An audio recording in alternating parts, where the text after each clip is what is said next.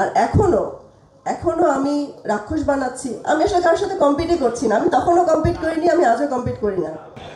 দেখুন, আমি যখন বরবাদ বানিয়েছি তখন শাকিব খান ছিল, তখন আমি আমার নিজের মতো করেই বানিয়েছি। শাকিব খানের সাথে তখন সিয়ামেরও ছিল, জঙ্গলি ছিল, তখন নিশো ভাইয়ের দাগি ছিল, তখন আরও অনেক সিনেমা ছিল।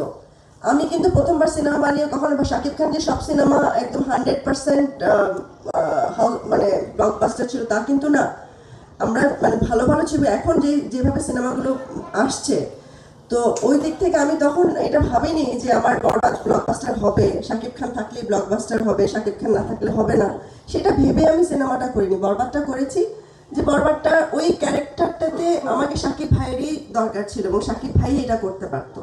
তো এখন এখন যেটা করছি সেটাতে আমার কাছে মনে হচ্ছে যে না, এটার জন্য সিয়াম ঠিক আছে, এটা সিয়ামই করতে পারবে, এটা পুল অফ করতে পারবে। তো এই যে মানে বরবাদ করার পরে ওইসব এত কম্পিটিশন, আমি কিন্তু কখনো কম্পিটিশন মনে করে বরবাদ বানাইনি যে আমার সাথে আর কি আসছে, কি হবে, আমি কি মানে মানে এই পুরো প্রবলেমটা থেকে কি বের হয়ে আসতে পারবো কি না, আমি কি টাকাটা লগ্নিকৃত টাকাটা বের করে নিয়ে আসতে পারবো, এটা আমার কোনো কখনোই টেনশন ছিল না। আর এখনো এখনো আমি রাক্ষস বানাচ্ছি। আমি আসলে কারোর সাথে কম্পিটই করছি না, আমি তখনও কম্পিট করিনি, আমি আজও কম্পিট করি না। Bashundhara public school and college 2026 শিক্ষাবর্ষে ভর্তি চলছে।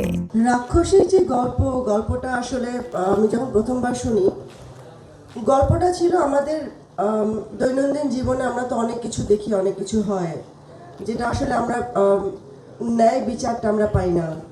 সব কিছু থেকে মিলিয়ে আমরা মানে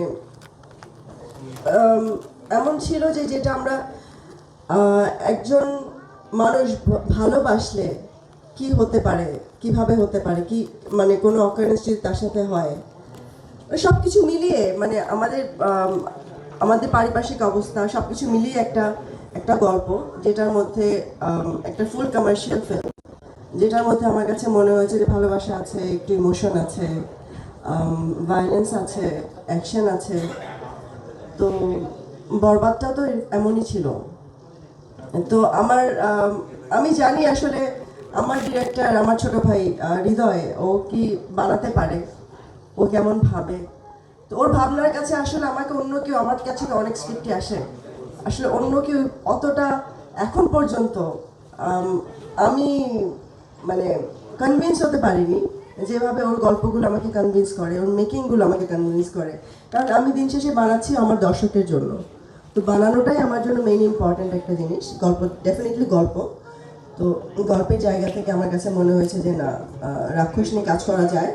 আর রাক্ষস যদি আমি বরবাদের পর কিছু বানাতে যাই, তা আমাকে রাক্ষসই বানাতে হবে, তো এই জন্যই রাক্ষসটা করা।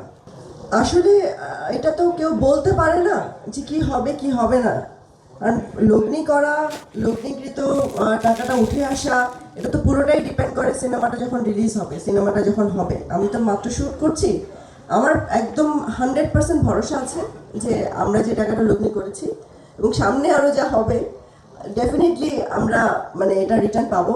আর রিটার্ন না পাওয়ার কোনো কারণ আমি দেখি না, কারণ এইখানে যারা কাজ করছে তারা একদম তাদের 100% দিয়ে, তাদের জীবন দিয়ে পুরোটাই চেষ্টা করছে। সো যখন একটা মাসে হার্ডওয়ার্ক থাকে, hard work always page of. So আমার কাছে মনে হয় যে এটা নিয়ে আমার কোনো মানে সন্দেহ নেই, ইনশাআল্লাহ।